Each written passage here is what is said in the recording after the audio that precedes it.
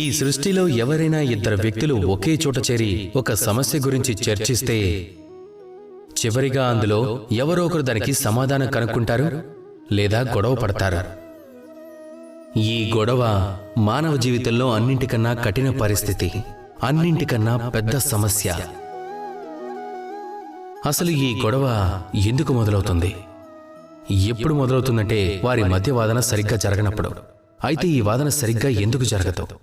ఎందుకంటే ఎక్కువ శాతం మీరు అబద్ధాన్నే నమ్ముతారు. ఎదుటివారి మాటను వింటారు, కానీ వారికి సమాధానం చెప్పడానికి, వారి మనసులో మాటని అర్థం చేసుకోవడానికి కాదు.